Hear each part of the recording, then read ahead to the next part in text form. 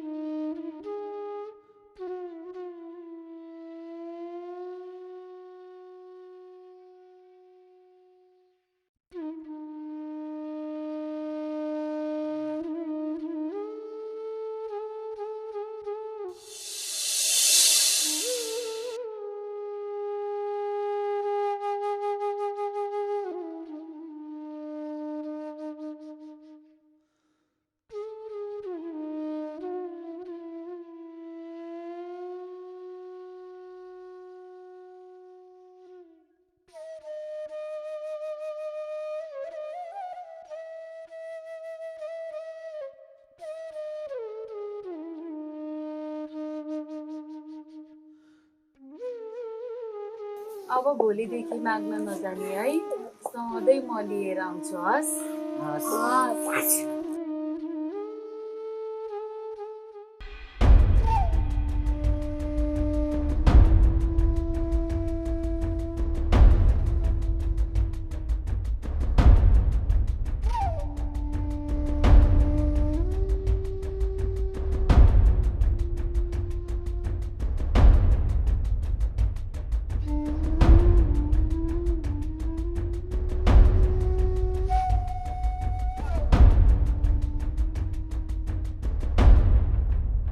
धन्दल साहब, लिनुहोस् यो चाटी। अबदेखि त्यो बुढा यो गाउँमा देखा पर्दैन।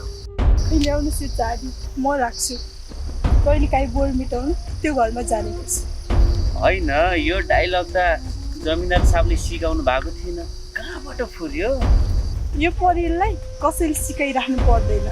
फुल र काँडा दुवै बन्न आउँछ, किनभने म परेली हो। मेरो सङ्गतले गर्दा परेली पनि कोइली जस्तै बाठी भएछ। परेलीको मात्र बयान नगर्नुहोस् न जमिनदार साहब, हाम्रो पनि 2-4 पैसाको बयान गर्नु पर्यो। के अनिता, हामी भनेको असारको लुडी तान्ने बेला मात्रै काम लाग्छ, अरू बेला त सौताको छोराछोरी जस्तै हो। तेरो यस्तै बोली र व्यवहारले गर्दाखेरि मेरो मुखको गाली खानु परेको। परेली भनेको मेरो खास मान्छे हो, अनि तिमीहरूलाई भन्दा अलिकति बढी तारिफ गर्दा रिसाइहाल्नुपर्छ। जमिनदार साहब पनि चोप आउने डाक्ला आला काँचै छ, अनि के गरोस् त। होइन, यत्रो केटाहरूको अगाडि त्यस्तो कुरा गर्न लाज लाग्दैन तिमीलाई? कस्तो खालको छोरी मान्छे हो तिमी? रोशन पनि त्यस्तै, परेली पनि त्यस्तै, दुरुस्तै मिलेछ। बरु बे गर तिमीहरू।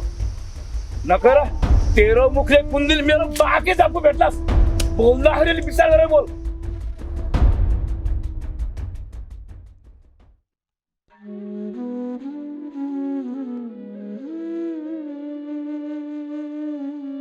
सम्झना, किन टोलाएर बसेको? के भयो? दिदी आज एउटै आमाको पीडा देखेर मलाई सोच्ने बाध्य बनायो।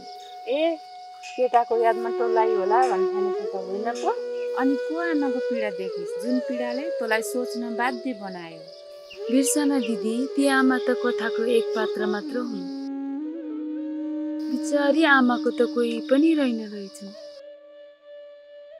होटेलमा खाना माग्न जाँदा जुठो पानी टाउकोभरि हालिदिए। कस्तो पापी रहेछन्। हेर सम्झना, यहाँ सबैले आफ्नो स्वार्थ मात्र पुरा गर्नु खोज्छ। तैँले देखेको र सोचेको धेरै फरक छ। तपाईँले भन्नुभएको कुरा पनि एकदम सही हो। तर मैले त्यहाँ भएको सबैजनालाई खाजा लिएर आउँछु भनेकी छु। यति गएन भने मलाई पाप लागिहाल्छ नि। त्यसो भए एकचोटि मलाई पनि लिएर जा न त, कहाँ रहेछ। म पनि हेर्छु अनि बाबासँग कुरा राख्छु नि। बाबाले कराउनु पो हुन्छ कि पैसा मास्यो भनेर? लौ, किन कराउनु नि, झन् हौसला दिनुहुन्छ बाबाले। त्यसो भए आज बेलुकीखेरि सँगै जानुपर्छ है दिदी। हुन्छ, सँगै जाउँ।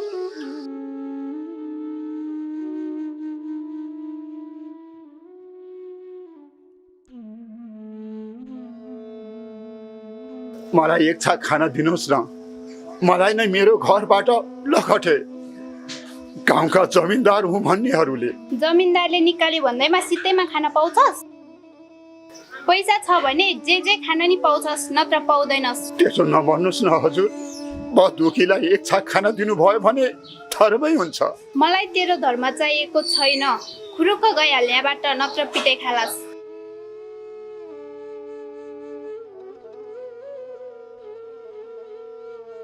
काका,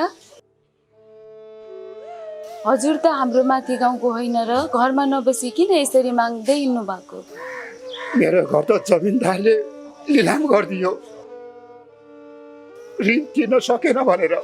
भनेपछि त जमिनदारले तपाईँलाई पनि निकाल्यो गाउँबाट? ओ हजुर, मलाई जबरजस्ती गरेर निकाल्नु भयो। मैले तिर्दिन भनेको थिइनँ। समय लाग्छ भन्दा भन्दै केटाहरू पठाउनु भएछ अनि पिटुला झैँ गरी निकाल्नु भयो। चिन्ता नगर्नुहोस् काका, हामी बाबासँग कुरा राख्छौँ। अहिले चाहिँ पर चौतारामा हिँड्नुहोस्। त्यहाँ तपाईँ जस्तो बेसारा धेरै छन्, हिँड्नुहोस् काका।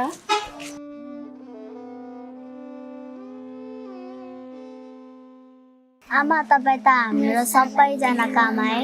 म यो सबैको आमा हो नानी। यतिको सन्तान मेरो हो।